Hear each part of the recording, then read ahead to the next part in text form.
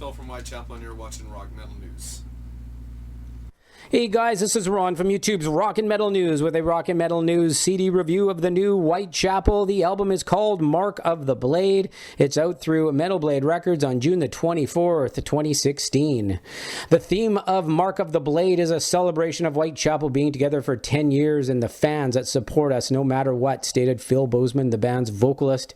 Mark of the Blade sticks to the roots of Whitechapel, but they also make their most dramatic progression so far. This album sees a focus on groove, musically and lyrically. It's the most dynamic record we've done in the sense that one song can be very aggressive while the next one will be softer and sentimental, stated guitarist Alex Wade.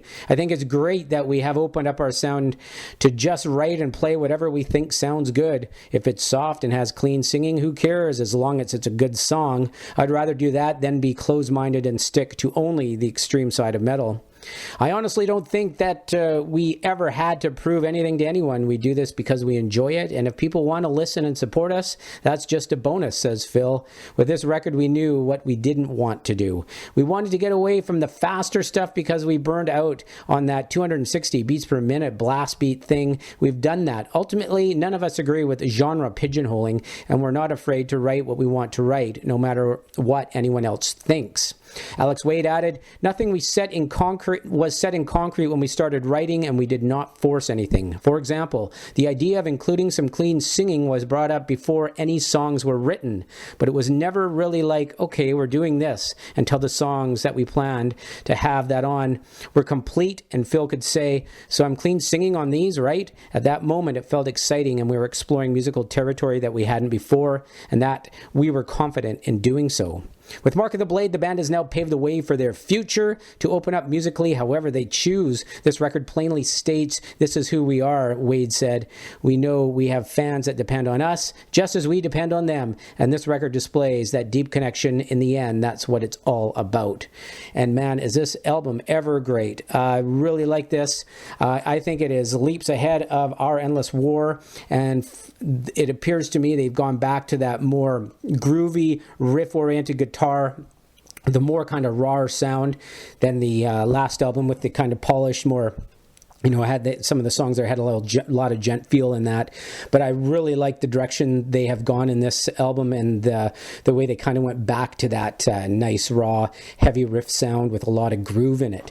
The album opens up with a song called The Void. It's a heavy track, crunching riffs, fast drum fills, double time beats. Phil's vocal attack is nice and heavy and evil sounding. Love the guitar sound on it again. And their solos are, they have some great well-timed solos in this and a great song structure.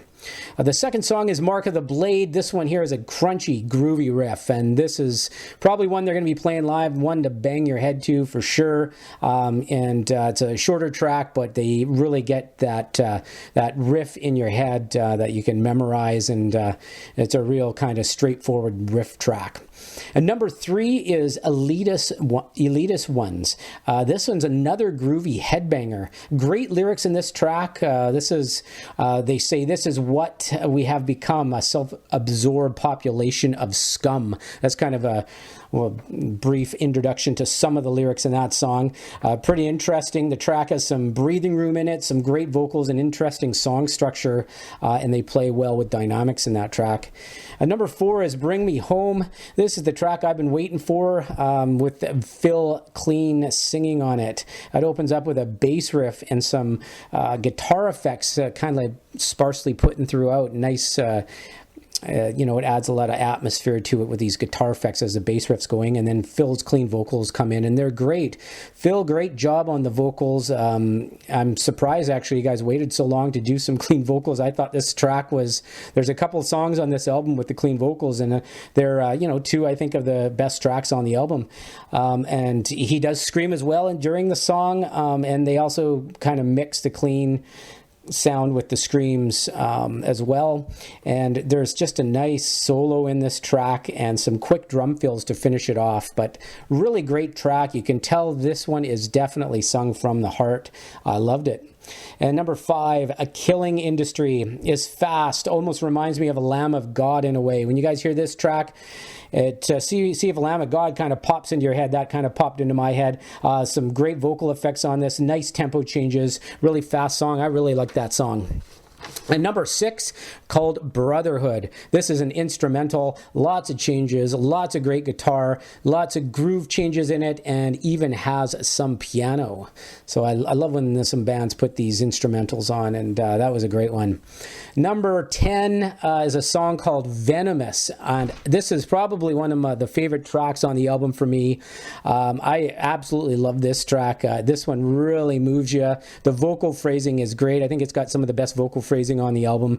The quickness and the drumming and the solos all together, just an amazing song.